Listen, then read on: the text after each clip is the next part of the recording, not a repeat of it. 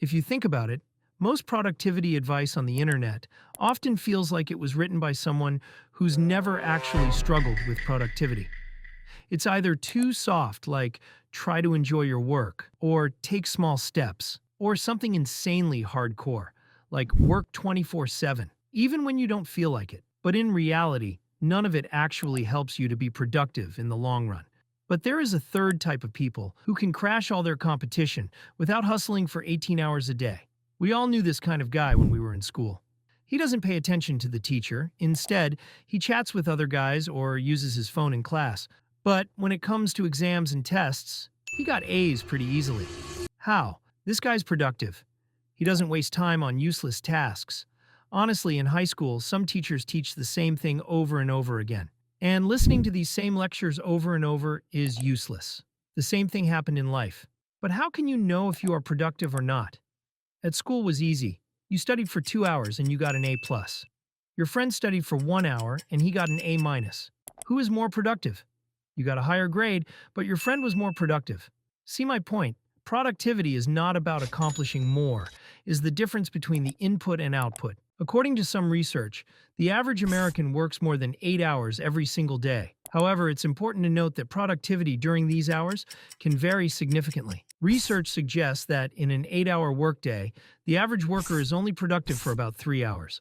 This means that you were productive not even for half of the time. So the outcome you get is based only on that 3-hour productive window.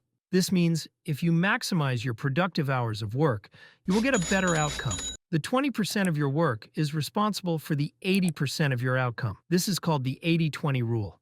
So how can you get this competitive advantage? Well, it's pretty simple. Have you ever felt motivated to do hard work? At those days, tasks that mostly took you days to finish, you simply conclude them in 1 or 2 hours. How?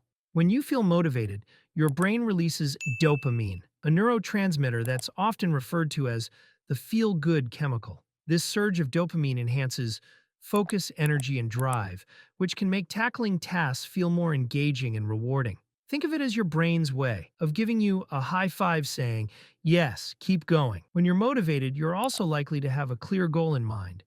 This clear direction can help you prioritize tasks, stay organized, and maintain momentum. Additionally, motivation can reduce procrastination and increase your willingness to push through challenges, making you more productive overall. Sadly, motivation is not consistent. Sometimes you get motivated by the morning right after you get up from your bed, but some days is a hustle. Even small tasks look bigger than the mountains of Kilimanjaro. Under these conditions, you wish that you get motivation every single day. But what if I told you there is a way to release this chemical on command? Yeah, it is possible, but only if you do it the right way. As we said before, dopamine keeps you motivated. To stay motivated, you can train your mind to release dopamine whenever you want. For this mission, we will use some songs. Music is so powerful. That is why the guy who looks innocent looks crazy at a rap concert. Using music with some strong beats while working makes you more motivated to do the work. Some people use specific rituals, like meditation, stretching, or journaling. For me, the best way to stay motivated is to remind yourself about your goal. You can do this by creating a vision board or a note that shows your goals clearly. Use some motivational quotes on your home screen. It might seem silly, but a constant reminder of your goals keeps you motivated. But some days you simply don't feel like it. You wake up and you don't want to do anything. Even if you try to do some work, your gut will tell you that you are not ready, that you missed something. In these dark days, the only thing you can do is to start. Yeah, write the first word, do the first push-ups, or read the first sentence. Your goal should be to commit to what you have said to yourself. Just do the task for 5 minutes, and then stop. This technique will show you that the hardest part is not doing the work, but getting started. Once you're in motion, momentum will carry you forward, and you will become more productive. As you can see, the real problem is not when you feel lazy once in a while. If this feeling comes back every morning, you are in serious trouble. This means you need to rewire your brain, because you trained him to be a little bitch. For this mission, rewarding yourself with something simple at the end of your work will help you a lot. It might be listening to your favorite song or watching one episode of your favorite TV show. Think about a drug user. Why do you think he struggles so much to quit his addiction? This is because our brain loves instant rewards. These rewards motivate us to repeat the action and after a while become dependent on that pleasure. Thankfully, we can use our brain chemistry to make anything addictive. How? If you do the following 3 things, your brain slowly will start loving the work. 1. Gamify your tasks. 2. Celebrate small wins. 3. Use temptation bundling trick. The best way to make yourself addictive to work is to track your progress. You might use an app or a journal. It doesn't matter. The most important thing is to have something visual that reminds you how far you come. That is why you see your character celebrating and dancing in a video game after you complete some tasks. So, why you don't pair your work session with something enjoyable, like listening to music while cleaning? It makes your work more fun and productive. By the way, the songs you listen to for working out need to be different from the songs you listen to while reading. When you do tasks that require reading or writing, avoid lyrical music at all.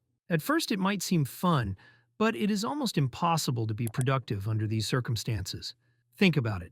Can you listen to someone while reading? Exactly. So be careful with the tone and beats of the music before putting your headset on.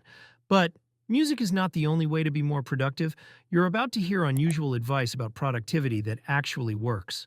Because we are just getting started. Productivity is not only about motivation, it is about your state of mind too. You need to be in a state of mind where work feels effortless. This state of mind is called the flow state. Flow state is when you get focused on one task that your work starts to feel effortless. A great example of this is Steph Curry. This guy hit threes from anywhere, so why did he warm himself before the game? Isn't he the expert? Couldn't he get in the court and hit threes effortlessly? The reason is so simple. He needs to get into the zone. That's why he missed some of the first shots, simply because he wasn't in the flow state. So how you can activate this state of mind? This state of mind is not random.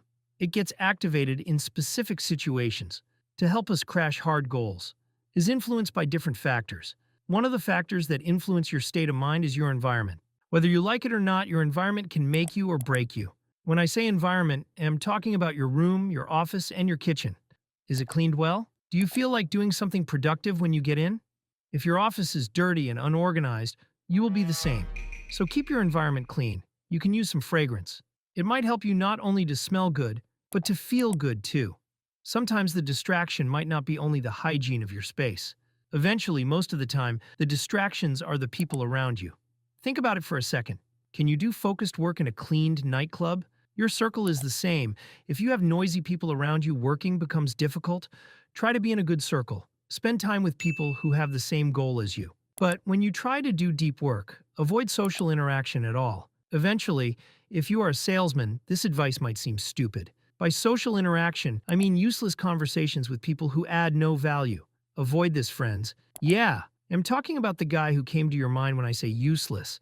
That guy keeps you unproductive. If you don't avoid this kind of people, even if you take one step forward, these guys will pull you 2 steps behind. So avoid them at all costs, especially when you do deep work. Sometimes you might need even to put your phone into airplane mode.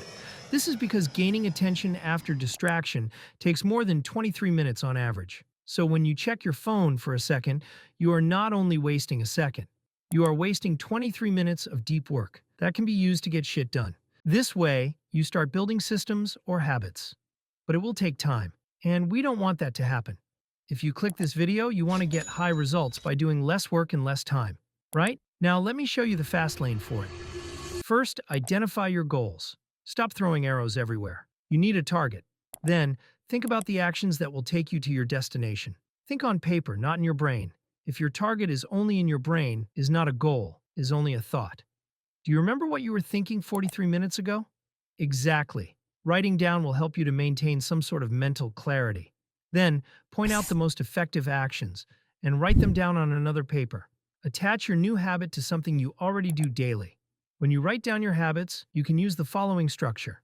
After I old habit, I will new habit. For example, you might write, after I close my laptop, I will do 10 push-ups. Or, after I brush my teeth, I will floss 1 tooth. Make it stupidly easy. If you want to read only 1 page. When habits feel easy, there's no resistance. You start to feel stupid if you don't do it. And over time, you will start to increase the intensity unconsciously. Don't forget to track your progress. You don't need motivation, but if is possible, having some will not kill you. So, remove friction for good habits and add some for bad ones. This makes productivity effortless. Now comes the best part.